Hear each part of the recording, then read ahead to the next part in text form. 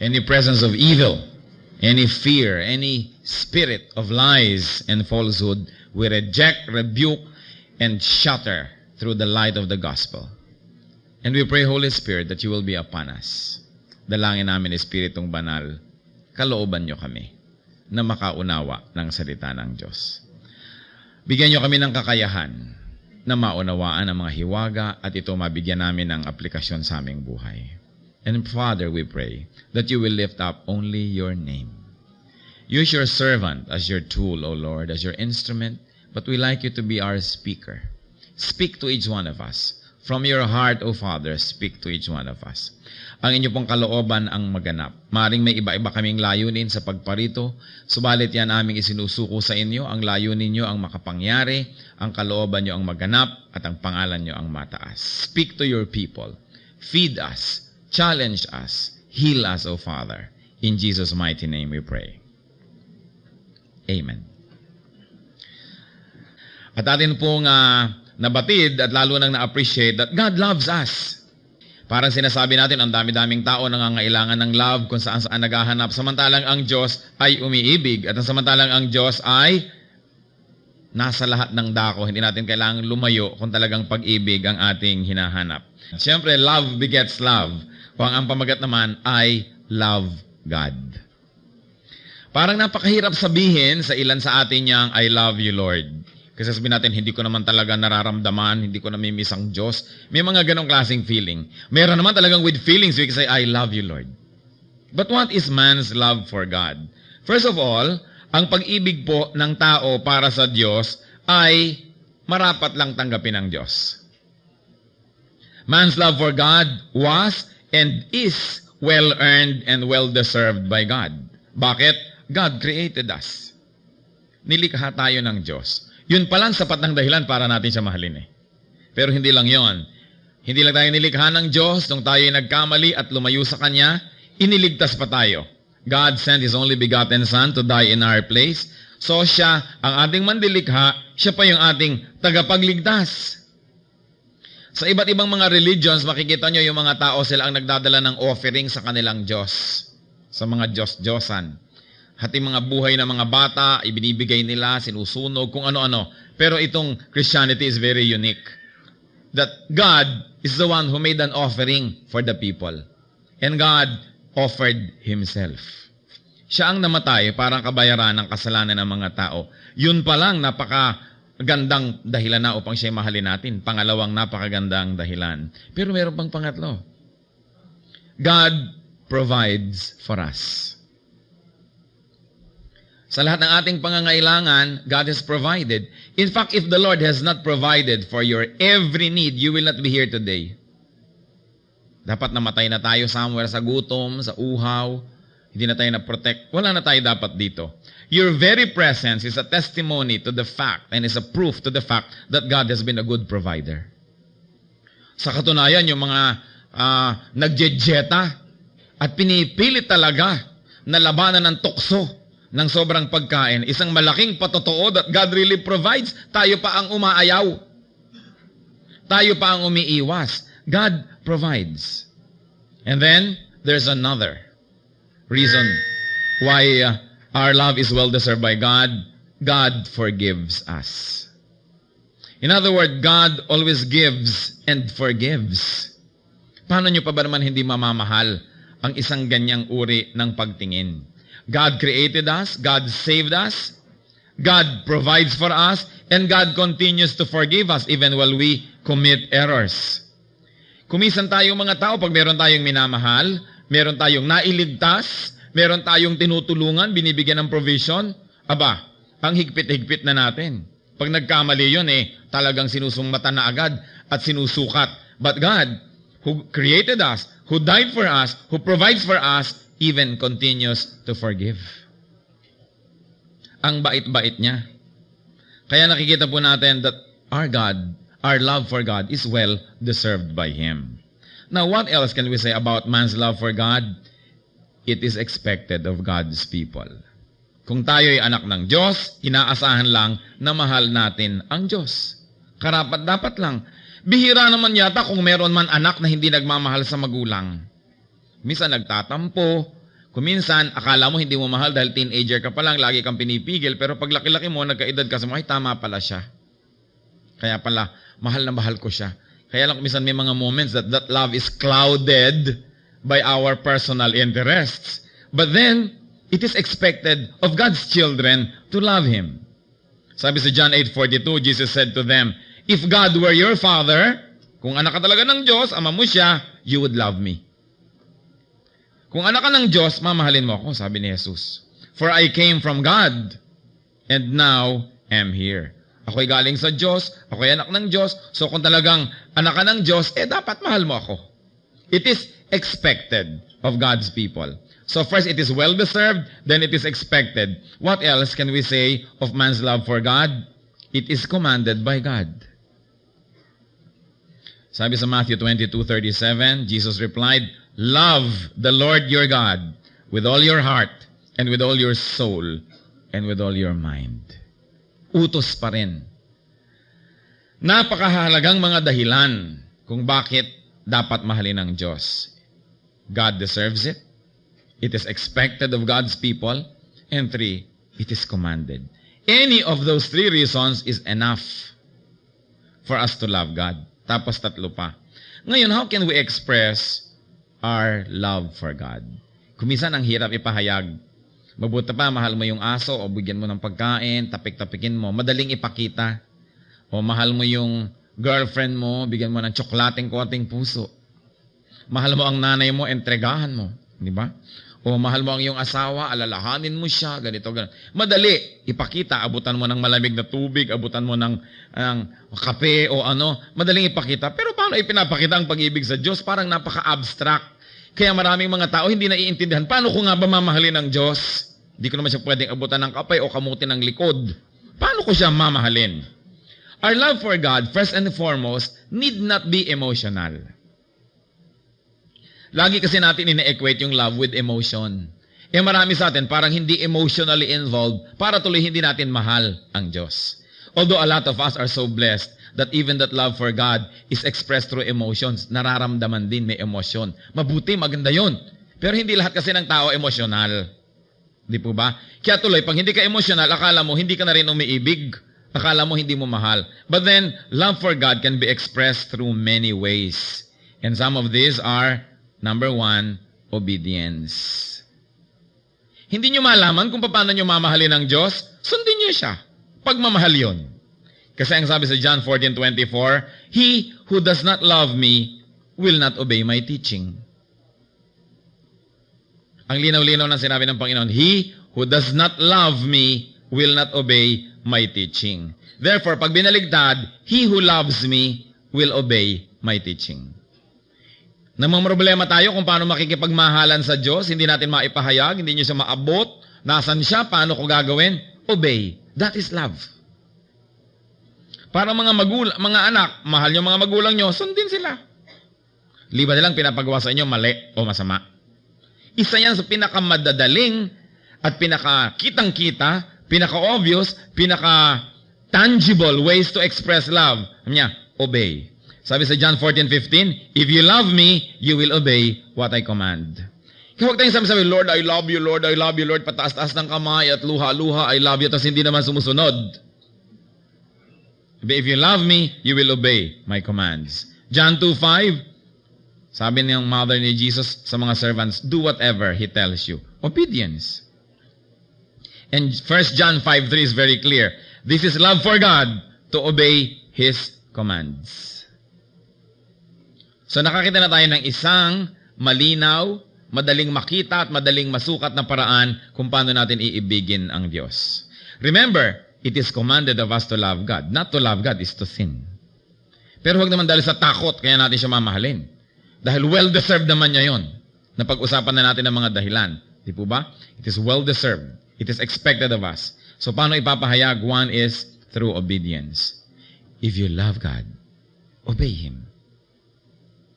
Then, another way to express our love for God, service. Serve God. Matthew 6:24, no one can serve 2 masters. Either he will hate the one and love the other, or he will be devoted to the one and despise the other. you cannot serve both God and money. Meaning, may expected pala that God is to be treated as a master. A master must be obeyed. And it is one form of showing our love, to serve. Sabi nga nila, at pabalik-balik, we just revise it a little bit, you can serve without loving. Pwede naman eh. Binabayaran kayo, utusan kayo, pwede kayo maglingkod without love. But you cannot love without serving. Pag talagang may love, may service. Kaya nakita nyo kung gaano kamahal ng mga nanay, mga anak nila, gigising ng maaga, pagluluto, paglalaba, kung ano-ano. Service. This is love. Hindi pwedeng sabihin mo, mahal kita, pero hindi kita saservan. Love is equated with service. So we love God, we serve God. Third, how else can we show and express our love for God? Service to fellow men. Ang tunay na nagmamahal sa Diyos at naglilingkod sa Diyos ay naglilingkod sa kanyang kapwa. Dahil ang totoo, hindi naman natin pwedeng paglingkuran ang Diyos directly dahil wala naman siyang kailangan.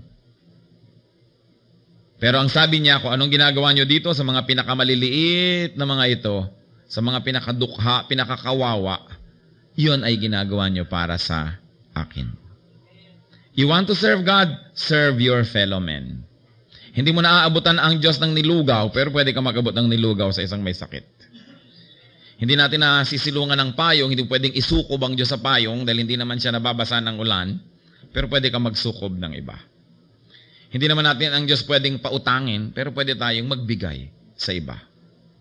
At ang Diyos hindi natin pwedeng patawarin dahil wala naman siyang sukat ihingi ng tawad, pero pwede tayong magpatawad sa iba. Sapagkat lahat ng ginagawa natin sa ating kapwa, lalong-lalo sa kapatiran, ay ginagawa natin para sa Kanya o ginagawa natin sa Kanya. So John 21:15-17, when they had finished eating, alam niyo po itong Pedro, napakalakas ng loob magsabi kay Lord, ako'y mamamatay para sa iyo, hindi kita itatanggi kahit kailan. Sabi ni Lord, dahan-dahan kasi mapagsasalita sapagkat baka kainin mo yung mga sinasabi mo. In any way, itinatwa ni Pedro ang Panginoon 3 beses. Noong nagkakahulihan na, at siya ina-identify na kasama ni Jesus of Nazareth, itinatwa na niya, hindi ko kilala yan, hindi ako kasama. Hindi, kamukha ka pa nga ng punto Hanggang nagmura pa siya para lang masabing, ay hindi nga ito alagad ni Kristo na nagbumura. Lahat na nang pwede niyang gawin para itatwa, huwag lang siyang mapahamak at mahuli.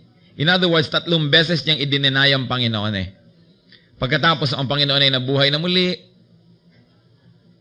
anong nakita niyang ginagawa nila Pedro? Nangingisda na naman, ginawa na ngang fishers of men, naging na namang fishermen.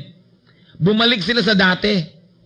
Nalimutan nila yung dapat nilang gawin para sa Panginoon, takot ang nangibabaw sa kanila, at yung personal na mga pangangailangan, needs and personal agenda. So they went back fishing. At pagkatapos, nung nangingisda sila, nakita nila ang Panginoon doon sa may pampang, nag-iihaw na ng isda, hindi naman ng isda, no?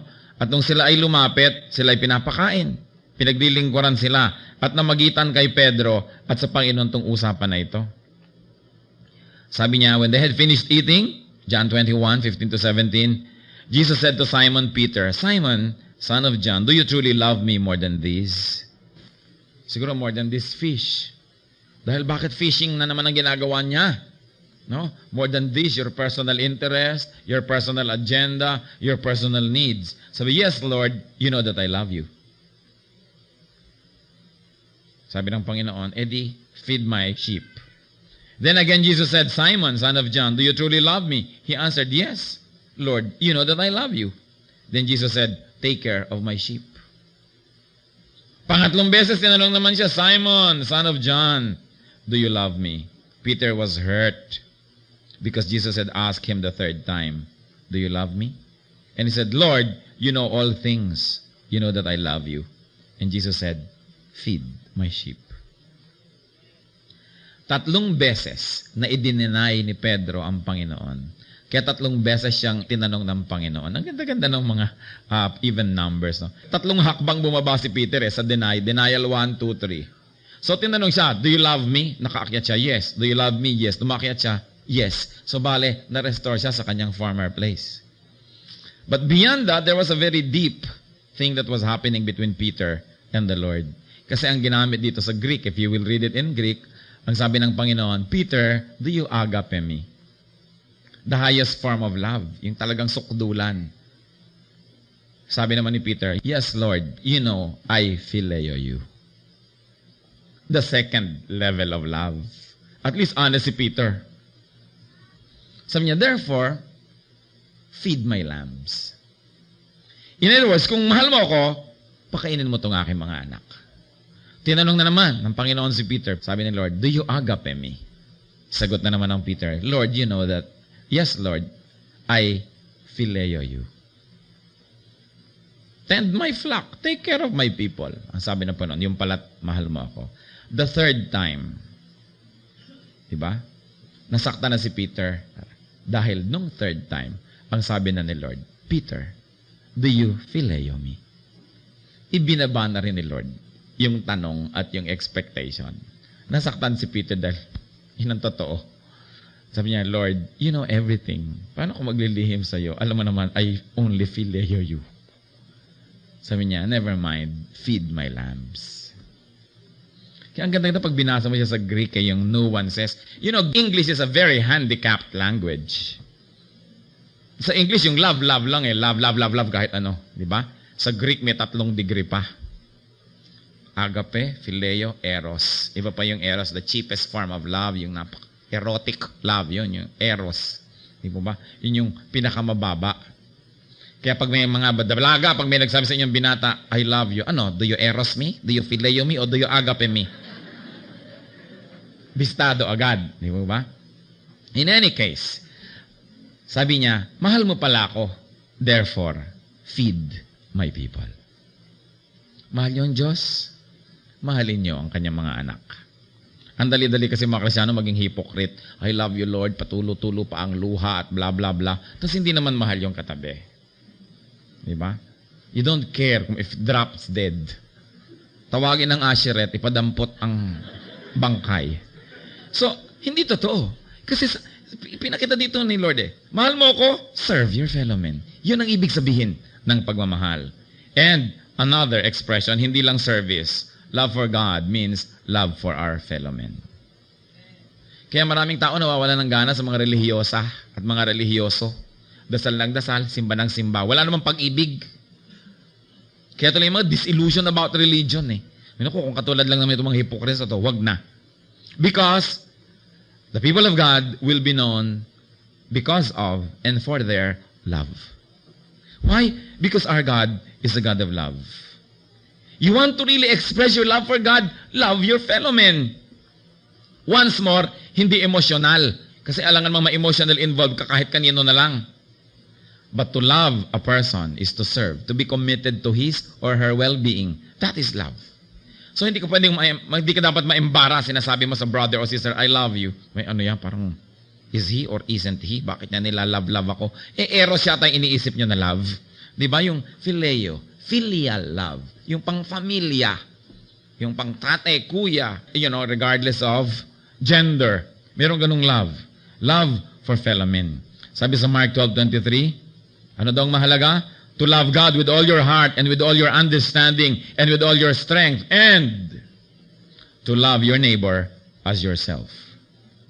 It is more important than all burnt offerings and sacrifices. Higit na mahalaga sa Diyos yung pag-ibig natin sa ating kapwa kesa sa mga kung ano-anong mga sakripisyo.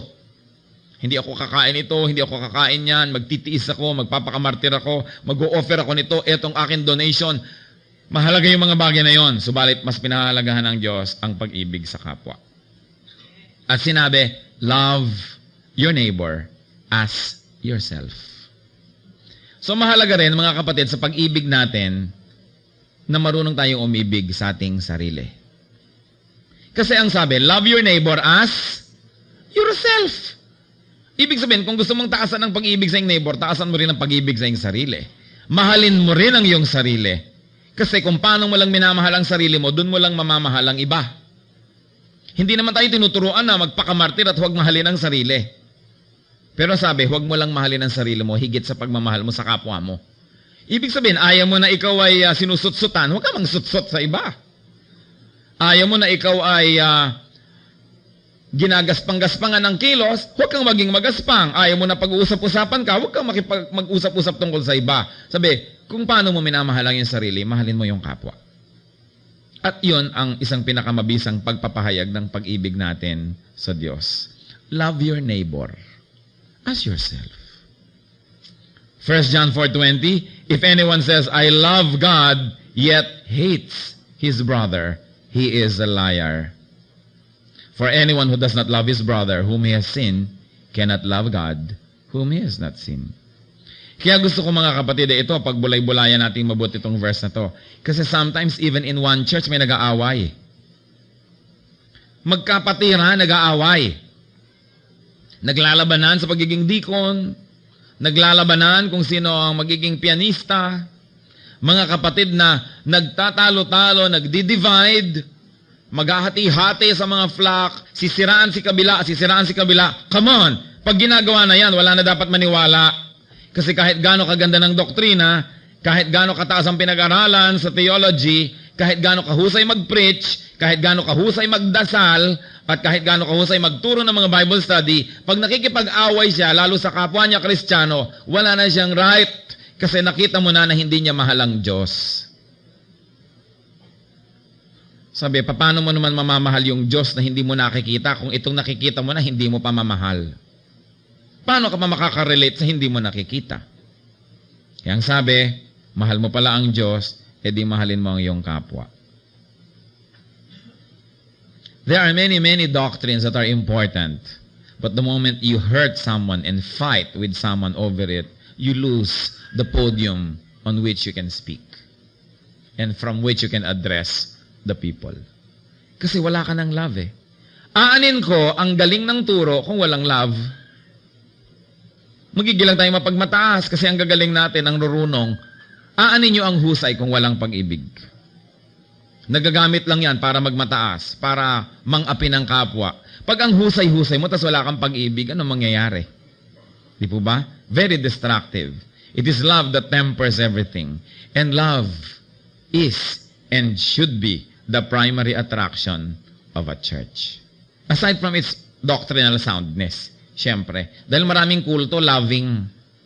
Pero eros, yung we will love you, yung pala ay makikipag-sex sila sa inyo. Ang daming ganong kulto, na yung mga leader, ang lahat ng mga asawa ng member niya, asawa na rin niya dahil siya ay loving. Meron pa na kulto na ang mga tao, they live in communities and colonies, na halo-halo sila doon, babae at lalaki, nag-aasawahan sila doon, dahil daw God is love. Eros ang pinag-uusapan nila, hindi agape. Kaya huwag tayo nagpapalito sa mga ganon. We are surrounded by many cults like this. So, anong sinasabi natin? Mahal ko pala ang Diyos, therefore, mahal ko ang aking kapwa. Sinungaling daw. Yun nagsasabi na mahal ko ang Diyos, tas hindi niya mahal ang kanyang kapatid. Again, let me be emphatic, hindi emotional love ang pinag-uusapan, kundi yung tayo ay nakalaan na gumawa ng tama para sa ikabubuti ng kapwa, kaya namimiss nyo siya, kaya hindi, love nyo siya. Hindi laging emotional. And 1 John 4:21, and He has given us this command, whoever loves God must also love his brother. Paano yun? Through service. When I serve you, I love you. Hindi kailangan na nasa wallet ko ang picture nyo at namimiss-miss ko kayo. Bip ako ng bip sa inyo na nagkape ka na ba o something. You know, romantic love yung pinag-uusapan ng mga tao kuminsan eh. But love has many forms and many facets. Romantic love happens to be the lowest doon sa rango ng love. Kaya yung romantic love, ang pinakamabilis ding mawala. Hindi po ba? Kung gaano kabilis dumadapo, gaano kabilis nawawala. And there's a very thin line between love and hatred that it is so easy to hate the one you used to love kung romantic love yun. Kaya sa romantic love, laging may binibigay si Satan na deception. Kasi lalo ang mga Pilipinong ubod ng sentimental. Talagang pag nadinig na ang tugtog. Diba? Wala na. Sira na ang tibay ng loob. At susunod na sa pag-ibig, kahit kasama at papunta sa impyerno. But to love the brethren. But in the next series, in the next part of the series, we're going to talk more about loving the brethren. Kasi tatlo ang love na ito eh. God loves me, I love God, and I love my fellow men. But so far, and suffice for our needs now, ang pag-ibig sa Diyos is best expressed by loving, by serving other people. This must be the primary attraction of a church. Aside from doctrinal correctness. Pero alam nyo, kung minsan nagkakamali tayo sa church sa pag-attract sa mga tao. Sasabihin natin, attend our church and be saved. Diba? Pero yung salvation, na-appreciate lang yon ng mga na-save na. Pero yung hindi pa saved, hindi nga niya alam na save siya o hindi siya save eh. Sa kanya, hindi issue yon. Di po ba? Magtanong kayo sa mga tao sa kalye, ano bang issue nila? Masave ang kanilang kaluluwa o may makadate sila? May mag-beep sa kanila. Di ba?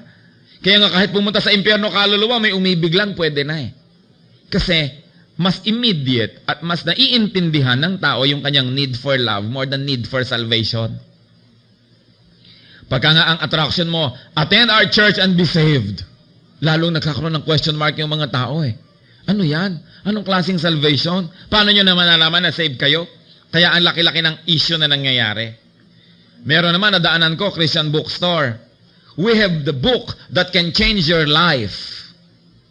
Ang presumption nila, everybody likes to change. Pero hindi yung totoo. Lalo yung mga nabubuhay sa kasalanan, huwag mong lalapit. Sabi niya, huwag mo akong babaguhin. Totoo yun. Yung mga nasa addiction, huwag nyo sasabihin, i-rehabilitate nyo sila, tatakasan kayo. Di ba? Yung may mga immoral relationship, huwag nyo sabihin, magbasa tayo ng Bible, after lesson 2, tanggal ang iyong relasyon. Ayoko mag-Bible study. Di po ba? Yung mga nagmamadyong, ayaw niyan mag-Bible study, sabihin, baka mamaya pipigil-pigilin nyo ako magmadyong, ha? Meron tayong mga Kristyano ng mga mali-maling presumption eh. Na unang-una, that people are interested with salvation. Attend and be saved. Kaya walang uma-attend, ilalangaw. Dahil konting-konting tao ang nakaka-realize sa gusto niya at kailangan niya ng salvation. So, it's not a good marketing strategy that you are selling salvation because people don't even know about the product and they don't feel a need for it. Lalo, change your life, lalo namang ayaw ng mga tao. Ang gusto lang mag-change ng life, yung absolutely desperate. Kukunti naman yun eh. Di po ba? Pero, pag sinabi mong, come here and be loved. Nakaka-intriga yata ito. Alam niyo kung bakit? Because 99.9% of people feel that they are underloved. Love naman talaga ang kailangan ng mga tao eh. Hindi po ba? Love talaga. You know why the Lord was attractive to people? Because He was loving. Hindi lang dahil ang galing-galing niya mag-lecture. Ang dami naman magaling mag-lecture eh. Di po ba? Kasi loving siya. You know what made the first century church attractive as described in the book of Acts? It's love. Sabi sa Acts, araw-araw magkakasama yung mga Kristiyano, breaking bread together, thanking God, praising God with sincere and loving hearts. Pag may nangangailangan, may nagbebenta pa ng property niya para lamang tulungan yung nangangailangan. Sabi ng iba, ay gusto kong sumali sa ganyan. There's a lot of love. It's also one of the reasons people why the church has been fairly unattractive, especially to outsiders. Wala naman talaga makitang love. Kadarating-dating pa lang yung bisita, kinakast out na. Papangalawang attend pa lang, ipinapabasag mo na ang kanyang mga alagang Buddha at kung ano-ano. So, pero ang loving naman tong church na to, yung pinapahalagahan ko, tinutuligsa. Di po ba? Hindi pa niya na-appreciate yung mga religious nuances, yung mga shades of meaning ng religion eh. Tinutuligsa mo na siya, tinutuligsa mo lola niya, yung tiya niyang religyosa. Very unloving yung church kasi ang church napaka-judgmental. Kaya nakita niyo ang Panginoon, di ba? Bihirang-bihira naman mang-rebuke ka. Ang nire-rebuke lang niya lagi, yung mga Pharisees, yung mga hypocrite. Pero yung mga sinners, welcome. Anong tawag kay Kristo? Friend of sinners. Pero hindi, ang mga Kristiyano ngayon, Sobra tayo. May kaibigan ka. Halimbawa, naninigarilyo. Pag pupunta na sa church, huwag ka maninigarilyo doon, ha? Ibig sabihin yung parang, hindi ka accepted doon. Kailangan maging kamukha ka namin para ka maging acceptable. Ibig sabihin, ano ba ako? Hindi pala ako a-acceptan dyan eh. Bakit ako pupunta dyan? Of course, ayaw naman natin naninigarilyo sa dyan, mga lungs natin, baka naman magkasakit tayo. Pero ang point, ang ginagawa agad natin, pagka mayroong mga bago, pinipilit natin silang mag-conform sa atin for our own comfort and to their discomfort. So, anong nangyayari? Ayaw nila. Ano bang mabuti umattend sa'yo dyan ang nakapang-basketball dahil papunta sa basketballan mamaya o huwag na lang siyang umattend? Alam niyo, di ba? Jeprox na Jeprox siya eh. Haba-haba ng buhok. Nasa right eh. No? Kaponitel pa siguro. Ngayon, haba ng buhok na kaibigan mo. Evil. Di ba? Anong suot niya? Camel's hair. So kung tutusin mo, ano kayang equivalent nun today? Siguro naka-walking shorts siya, naka-walkman, at kung ano man ang itsura niya, hindi siya tatanggapin ng church. Si John the Baptist, kung nabubuhay ngayon, walang pag-asa kahit maging deacon. Kasi dapat clean-shaven, nakakurbata, di ba? At gentle at sumusunod sa etiquette, book of etiquette ni Wilhelmina Cruz Tapalla o kung sino man. Kaya tuloy, ang hirap para sa mga unbelievers pumunta sa church kasi we expect them to be already shining examples samantalang they have to go through the system. Dapat i-review yan. Is the church loving or judgmental? Alam nyo, meron akong Bible study na talaga namang hirap na hirap ako dahil may naninigarilyo. Pero hindi ko naman siguro dapat sabihin sa kanya, huwag ka manigarilyo kasi evil yan. Dapat ko siyang turuan at dapat siyang dumating sa point na convict siya kung mako-convict siya. Kasi ako'y teacher, hindi judge. Ituturo ko sa'yo. Sabi na sa'yo na kung gusto mo sundin yun o hindi, ba't kita panghihimasukan? Diyos nga, hindi ka pinanghihimasukan eh. Ako pang manghimasok. Kasi ang mga religious people ngayon, lumalampas sa kanilang dapat gawin. There's very little love in the church. Di ba? Sa atin lang eh, sa church na ito, come on, ganun din yun. Pag kayo, nasa inyong bahay, may bisita kayo, ano na yung gagawin? Una silang papaupuin, di ba? Papakainin, kakausapin. Dito ang mga bisita, walang kumakausap. Pag upuan, nauna na yung mga dati. Ay, naku, bahala na yung mga bisita maghanap. Bahala sila sa buhay nila. At syempre, sa parking, nauna nang nakapark ang pastor at ang mga deacon at kung sino-sino ang mga Sanhedrin. Ang mga bisita, wala maparkan. So, uuwi na lang, lampas na. Kasi hindi, love. Nasaan yun? You will know God's people through their love. At alam nyo, if a church is loving, hindi siya judgmental, we have to lock the doors to keep the people out. Because everybody likes to be in a group that loves. So yun. The church. At hindi naman tayo nang lalab para pang uto, para dumami yung mga tao. No. Because God is love. Therefore, the church of God must be loving. Hindi, paano ka nga ba naman sa church na yan, nagkasala ka, biglang pupulpituhin ka dito. Umamin ka na! Sino sa kanila ang kalaguyo mo? Yun ho, naka-blue. Siyempre, ninenervyos ka naman. Ayoko na sa church na yan, nakakatakot. Yung sobra tayo kuminsan na legalistic. Hindi ko alam kung ang gusto natin yung mga tao ay para mga asong turuan na i-display natin sa lahat na, oy, discipline sila. Pero props lang sila para mapuri yung church o yung pastor. O talaga bang iibigin mo yung mga makasalanan? The Lord was called a friend of sinners. Because He was very loving. And Jesus Christ, up to now, is still a Savior. He is not yet a judge.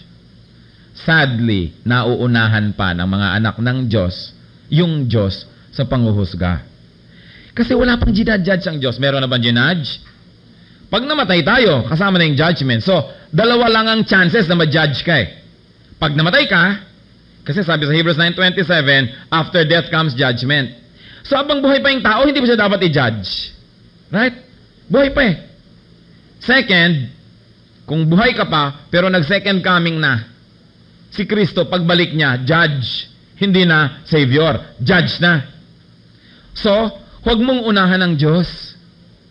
Either buhay pa yung tao o hindi pa nagse-second coming, we are not in the business of judging. We are in the business of loving. Marami kasi mga pastor, maraming deacons, deaconess, maraming church, mas mahigpit pa sa Diyos. At meron namang mga makasalanan, napatawad na ng Diyos, hindi pa napatawad ng kongregasyon. Isang deacon, nagkasala, sabi ng kongregasyon, 3 taon ang pagtitika bago ka uli maging deacon. Nagsisi na yung tao, pinatawad na ng Diyos, yung kongregasyon di pa nagpapatawad. I don't want to be a part of that church. Di ba? Bakit ako pupunta sa church na ako ang ikikriticize, ako ang i-judge? Heto na nga ako, duguan, sugatan, pumupunta sa ospital, pagkatapos bubugbugin nyo palalo. The church must be loving. Hindi konsentidor, okay? But we accept people as they are. And then, study the Word together. And worship God together. And then, let the Holy Spirit minister to the person para siya gumaling. I can only assist. I can only say, this is what the verse says. And as the Spirit leads, this is what it means. And this is how it can be applied. But you will not be judged. All the church that is to do is to go back to the original loving chemistry of the first century church. Kita nyo, napaka-loving ng church. In one day, 3,000 people were saved. Who will not be attracted to love? Tell me. Sino? Kahit nga sino pagka iniibig mo, talagang nahuhulog ang loob sa'yo kasi minamahal mo People respond to love. So tayo mga Christians, we want to teach the gospel first. Bring the gospel of love. Hindi yung judgment. Napaka-judgmental ng church. Kita nyo, walang mangyari. Hindi nag-grow. Hindi naman tayo loving lang para dumami. Kahit anong gawin nyo, okay lang. Hindi ganon. We begin with love and acceptance. But we don't stop there. But we begin there. Then of course, you minister to people to the point na they are parts of God's family. Pwede mo na yan rebukein kasi matibay na. Di ba?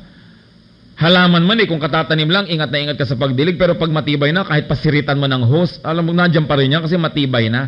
Pero hindi naman kararating-rating lang, kadapu-dapu kutakot-takot na kritisism ang kanyang iniintindi. We make big deals out of very, very small things. I was in Japan last week, ang tanong ng mga iba doon, kasi mga musician mga tumutugtog sila sa kung ano-anong mga club. Pagkatapos nagwo-worship sila, Pastor, pwede ho ba ang lalaking may hikaw? Kaya ito na naman itong hikaw na to. We will go to World War III for this issue na naman. Parang, bakit ba pinapalaki ito? Kaya ng tenga mo, sot mo. Talaga ho?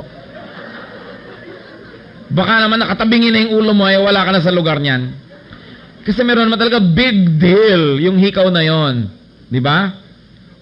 Dahil yung iba na-offend. Sinong na-offend? Di yung mga conservative na naman. Maraming tao mas conservative kaysa Diyos. Hindi ko naman sinasabing ine-endorse ko yung hikaw na yan. Pero ang point, come on, marami tayong ibang dapat pag-usapan kaysa laging yan na lang nang yan. Kung talagang ayaw mong paawat isuot yan, bahala ka sa buhay mo. Pag sumabit ka sa jeep, nakaladkad ka, pasensya ka. But it's a personal matter. Yung buhok-buhok lang na yan, ako susukatin ng hindi acceptable lang yung hair. Hindi ka pwede. O ang palda dapat ganito. Big deals. You know, in the absence of big things, small things become big. To small minds. Hindi yung nasa labas lang mahalaga yung nasa loob. If I'm going to commit an error, I like to commit on the side of being loving. Rather than on the side of being strict. Kasi ang Diyos nga natawag na friend of sinners. Para sa akin, yun hindi kapintasan. Ibig sabihin, gano'n siya ka-loving na pagkamala siyang friend of sinners. Kasi talaga namang friend siya of sinners. Di po ba?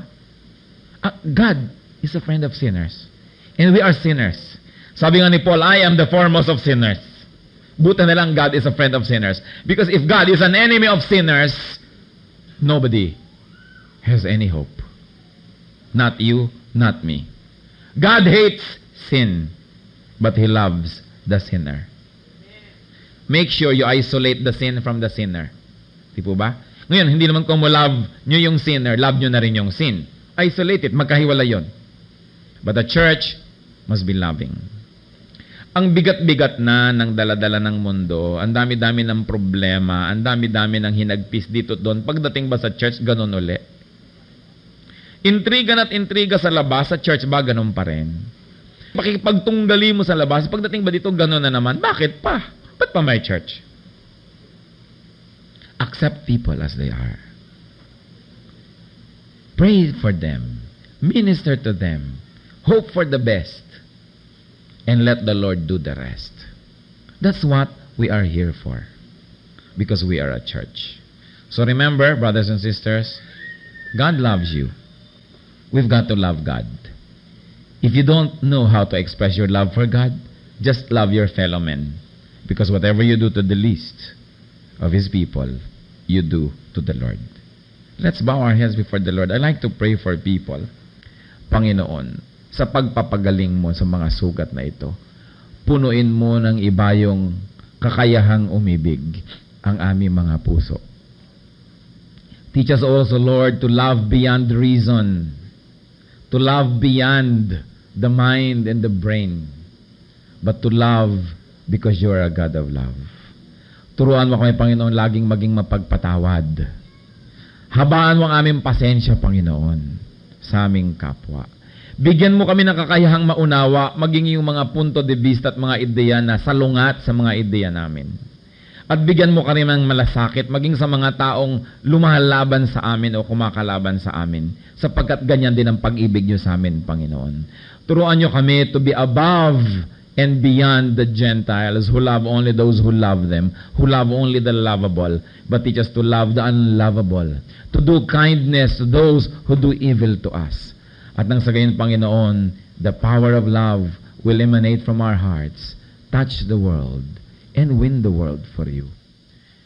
Alam din namin, Panginoon, na napakaraming mga tao sa paligid namin, tulad din namin, sila rin ay nangangailangan ng pag-ibig. Iba't iba ang paraan ng paghanap nito, pero lahat kami nangangailangan ng pagmamahal. Nawa, Panginoon, sa pag-ibig mo at pagmamahal sa maraming tao, gamitin mo kaming kasangkapan. Dumaloy sa amin ang pag-ibig mo na yan, at kami man, Panginoon, mapuspos nito.